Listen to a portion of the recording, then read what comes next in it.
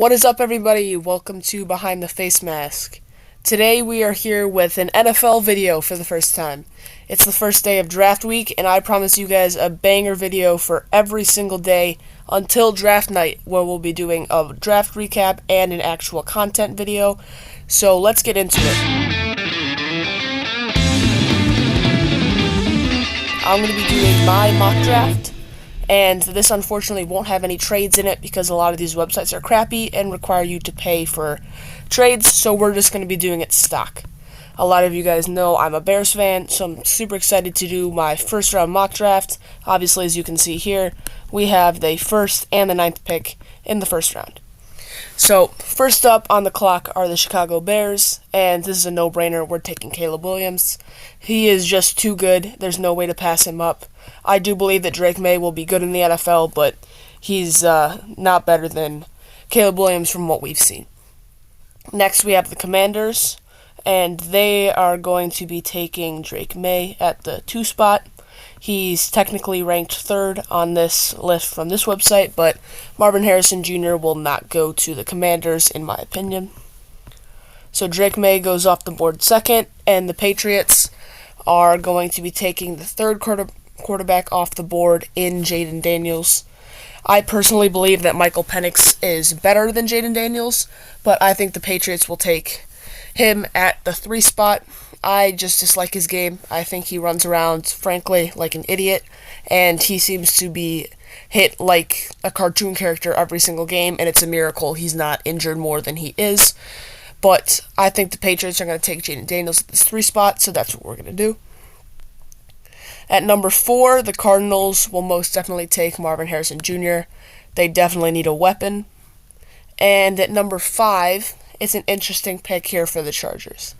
They lost a lot of their receiving talents, and we all know how bad Quentin Johnston is. So they don't have a number 1 wide receiver or a tight end because both Keenan Allen and Gerald Everett went to the Chicago Bears, which I'm super hype about. So what I believe they're going to do is take Malik Nabers at the 5 spot. Brock Bowers is also a viable option, but I think Malik Nabers is a better draft pick here. Now we have the New York Giants, and this is an interesting pick here because they lost Saquon, but I do believe that the Giants will end up taking Rome Odunze. I don't believe he's the best wide receiver in this draft at all. I think he might be a bust. He's labeled as a deep, like a go up and get it type guy, but he drops a lot of those easy catches. So I don't know how he'll do, but this is my pick for number 6. Now for the Titans, they have lost a lot, and for me, I believe that Brock Bowers is going to go number 7 to the Tennessee Titans. Now for the Falcons. Brain fart right there. We have pretty interesting here. I haven't really put too much thought into this one, and we're going to scroll down a little bit here. Obviously, this is not everything, but just looking at the board, I'm very biased because I'm looking to save guys for the Bears, but in my opinion, I think Joe Alt is the best pick at this point in the draft. So unfortunately, Joe Alt is going to go off the board 1 pick before the Bears, and that's going to leave the Bears with Dallas Turner to be on the other side of Montez Sweat. This is going to be an elite pass rush for the Bears, and hopefully later in the draft we can shore up a D-tackle. So that's going to be the entirety of the Chicago Bears draft for my mock draft. But now on to the Jets. And I think that by now we're going to have a lot of trades. But I do believe that this guy out of UCLA, never know how to pronounce his game, but I've seen some of his film, and he looks like an okay prospect for the Jets at this point. Now for the Vikings. Very interesting here. I think that quite possibly they could trade up, but we're not doing that this draft. J.J. McCarthy, I'm a Michigan State fan. I dislike Michigan with all of my heart, But I also truly don't believe that J.J. McCarthy is a first-round talented quarterback. I think he got carried by Blake Corum. So we're going to scroll down and find Michael Penix Jr. here. Welcome to the Minnesota Vikings, my friends. That's going to be the Minnesota Vikings pick. Now we get the Broncos, and the Broncos are also a team that needs quarterback, and that's why I'm going to go for, if I could find him, Bo Nix. Sean Payton is a weird type of coach, obviously a great coach with Drew Brees, but he's very picky, and I think that he will see right through J.J. McCarthy. So we're going to take Bo Nix for the Broncos at this point. Now on the clock are the Raiders. And the Raiders is interesting because they have Aiden O'Connell, and I don't know what they're going to do about that. But Quinyon Mitchell, he's going to be a Raider. Now we get the Saints, and they're also an interesting team for this points. They really have one wide receiver in Chris Olave. Their defense is carried by an old their defense is carried by an old Demario Davis, so I don't think they have any other choice but to go D-line, and that's why we're going to be taking Byron Murphy in this spot. The Colts, this is an interesting pick again. I think that Terrion Arnold is going to go off at the 15 spot and become a Indianapolis Colt. At pick 16, we are definitely going offensive line. Geno Smith is getting old, and he needs some help. So we are going to take Jackson Powers Johnson, power center. He's going to be nice. Give Geno Smith some extra protection back there. Now for the Jags, they need quite a few things. However, I'm not looking up here at all. They just give me something a little random. But what I do agree with is that they could use a D lineman. So, Jared Verse, he's projected to go 19 actually, but in my opinion, he should have gone off the board way earlier. Jared Verse, you're going to fall to the Jacksonville Jaguars. Bengals, we are going to be taking a tackle. 100%. Their O-line is pitiful. So, Fuaga, I've heard about you before. I most definitely butchered your name. I apologize, but welcome to the Cincinnati Bengals. Now, the Rams. Another interesting team. They just lost Aaron Donald, but their defense is pretty pitiful, and that's why the dude out of Iowa is going to become a Ram. Now, the Steelers, another interesting team. I think that they're going to be taking they're definitely going to be taking corner here. I think they're going to want somebody to pair with Joey Porter Jr. What's interesting is I haven't seen Nate Wiggins on this board, and I think he is an absolute dog who is going to fall all the way down to the Steelers, and that's going to be an awesome pickup for them. I'm really excited to see how their season plays out. To be honest, I could not care less about the NFC North, but they have Justin Fields now, so I hope he balls out. Miami Dolphins, they're a team that's quite interesting. They could definitely use some O-line, but Tua gets the ball off so quick, I don't think that McDaniels will go there that quickly. I think that tight end is the position they're going to go to. So what I believe is a wonderful pick for this point in the draft is Jatavion Sanders. He's an absolute dog. He's still young. He's a junior. I think he's going to go well with that offense they have there in Miami.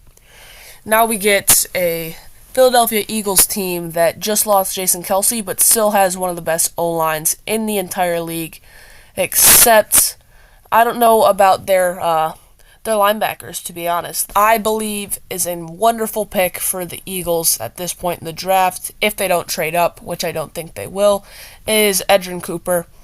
He's a wonderful, wonderful player. He's a beast, and I think he'll help out their defense quite a bit. Now the Vikings, via trade from Cleveland, are going to get up again.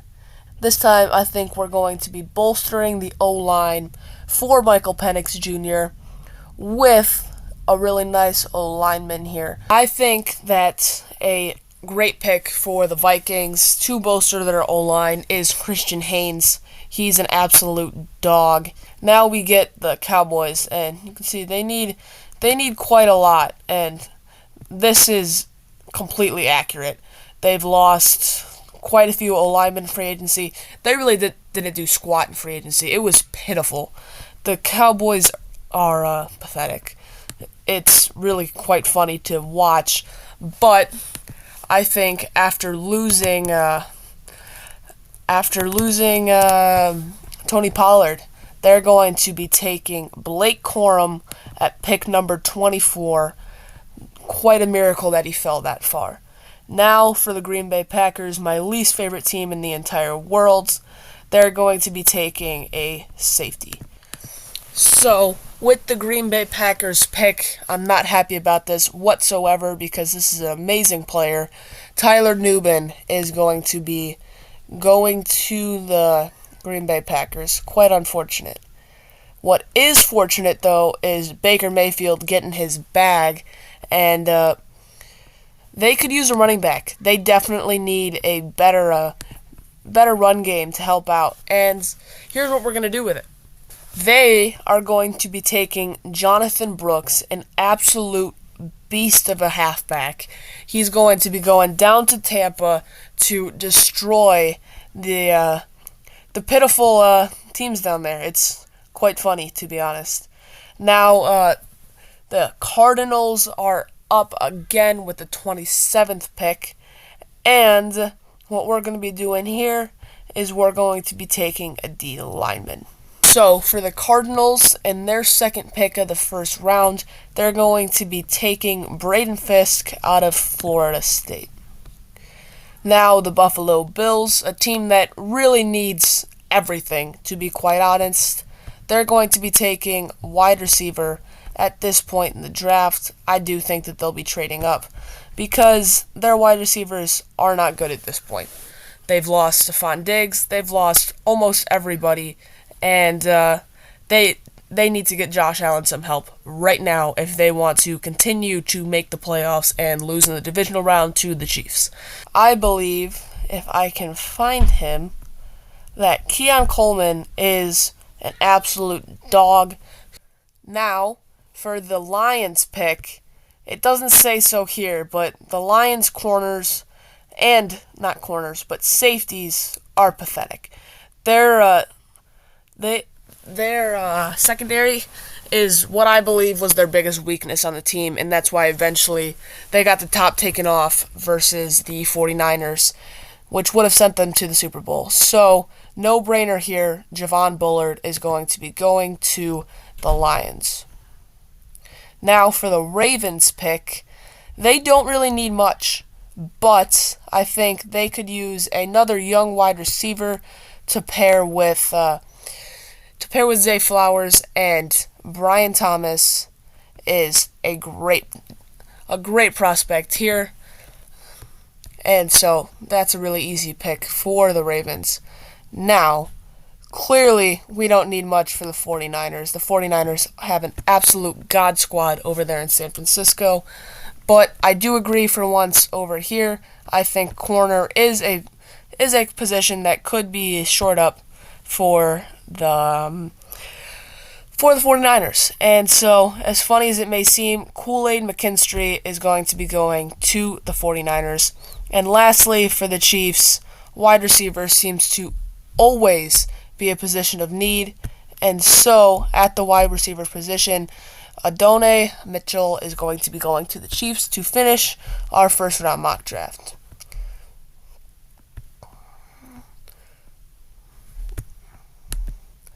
I don't know why I'd care about that. But here is a look at my finished mock draft for the 2024 NFL Draft. I know it's quite interesting. I know a lot of you guys might disagree with me.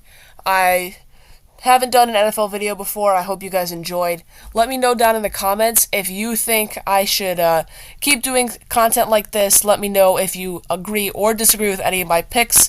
And please consider liking the video and subscribing to the channel. All of your guys' support helps. I'm really enjoying doing this type of thing, and I hope you guys are enjoying watching it as well. But until next time, peace!